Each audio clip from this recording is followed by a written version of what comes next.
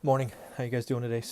I got a question from a viewer who's watching some of my older videos that are in PowerPoint. And this question was around the affordability index. Sort of what is it, how do you use it, that kind of stuff. So I thought I'd sort of answer that. So first and foremost, the affordability index was first brought to my attention by a gentleman named Bruce Norris of the Norris Group. He is, at least in my world or my circle, an important mentor. I've met him a couple of times, but been following him for, the better part of a decade.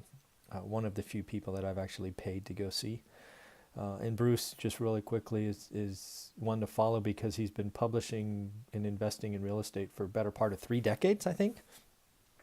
And he's not shy about sharing his opinion. And I sort of like that, right? Sort of you put it out there and,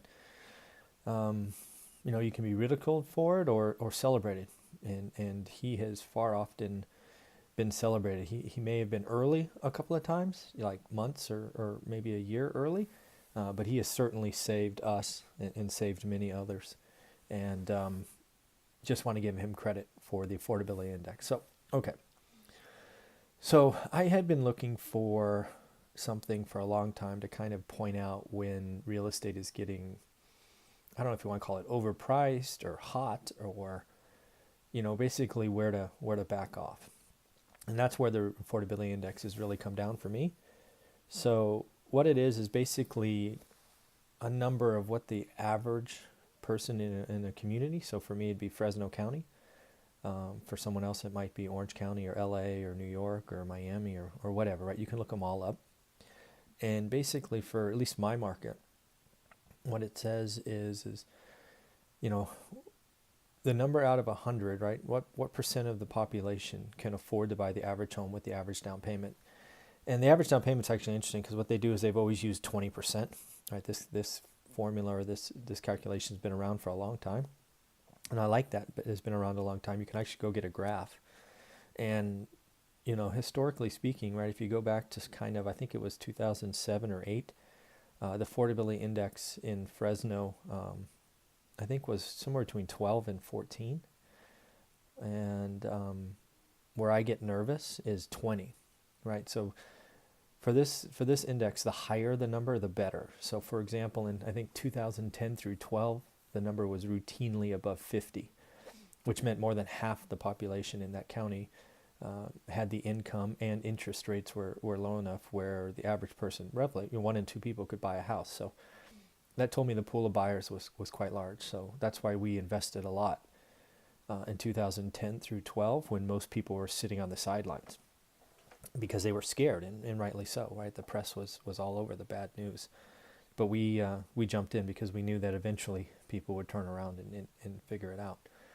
I believe the index now in Fresno is somewhere in the 20s.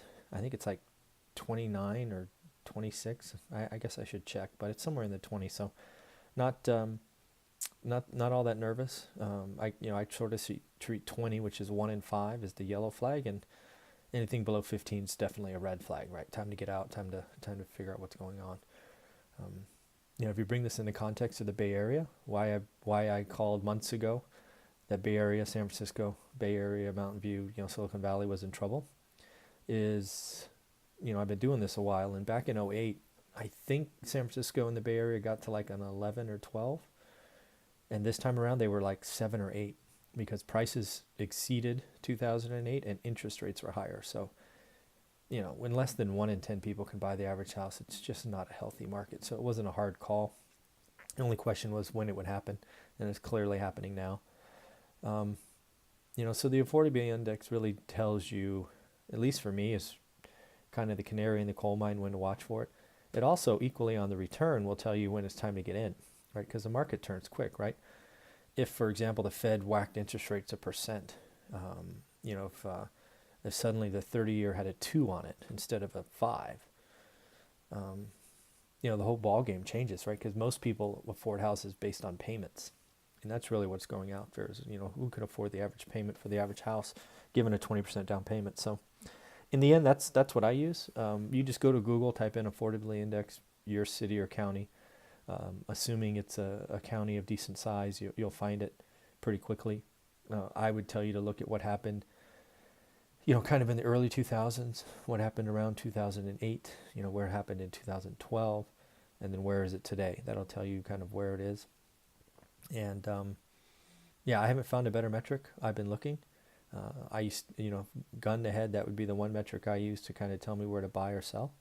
Again, I use 20, so 1 in 5 is a kind of yellow flag, and anything in the below 15 is a red flag. So in the end, that's why I use it. I think it's the best one out there. And again, shout out to Bruce Norris for doing that. And again, remember, these are subscriber-based questions. So if you have one, leave a comment. Please subscribe. And let's have a good day. Take care.